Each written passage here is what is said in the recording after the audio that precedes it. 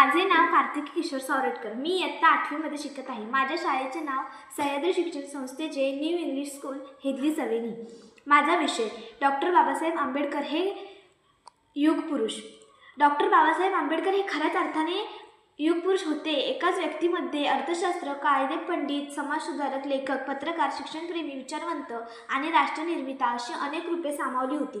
अन्याय, विषमता आणि अंधश्रद्धांनी वेढलेल्या समाजात त्यांनी समानतेचा मशाल पेटवला। बाबासाहेबांचे बालपण अत्यंत प्रतिकूल परिस्थितीत गेले। जात, भेदभाव, अपमान हे सर्व त्यांनी बालपणीच पाहिले व सहन केले। पण या सर्वांना त्रासून खचून न जाता त्यांनी ज्ञानाच्या बळावर भविष्य घडवण्याचा निर्धार केला।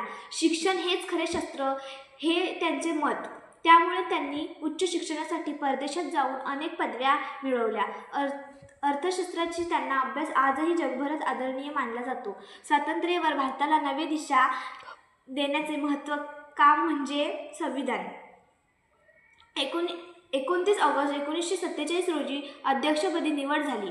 दिवस रात्र परिश्रम करून त्यांनी जगातील सर्वोत्कृष्ट तत्त्वांचा अभ्यास केला आणि भारतीय समाजरचनेला न्याय देणारे भारतीय संविधान तयार केले। स्वातंत्र्य, समता आणि बंधुता या तत्त्वांचा पाया त्यांनी अधिक दृढ करून भारताला लोकशाहीचे भक्कम चौकट दिली। म्हणूनच त्यांना भारतीय संविधानाचे शिल्पकार म्हटले जाते। शीर्षक वंचित आणि मागास घटकांचा त्यांनी आयुष्यभर संघर्ष केला। अस्पृश्यता नष्ट व्हावी, सर्वांना सन्मान मिळावा, समान हक्क मिळावेत, महिलांना शिक्षण, मानवी हक्क आणि सन्मान मिळावा यासाठी त्यांनी कायदे, चळवळीत आणि लेखनाद्वारे समाजजागृती केली। मनुष्य जन्माने नाही तर कर्माने महान बनतो हा त्यांचा संदेश पिढ्यानपिढ्या प्रेरणा देणारा ठरला।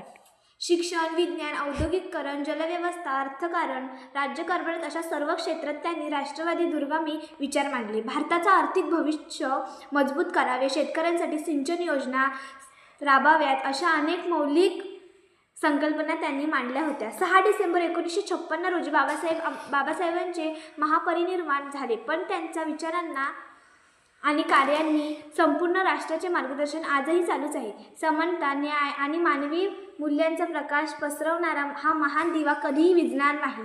बाबासाहेब खरेच एक युगपुरुष आहेत, कारण त्यांनी केवळ आपले आयुष्य बदलले नाही तर लाखो गोष्टींच्या जीवनाला दिशा दिली। धन्यवाद।